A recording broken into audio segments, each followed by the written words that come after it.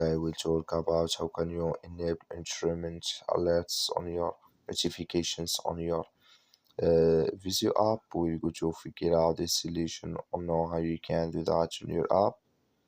So all you have to do, so you just go down, click here on account down here, and just click here on account. It's going to take you to this list here. It's going to show for you like this. So then all you have to do now, just click on notifications here. And just click here on notifications.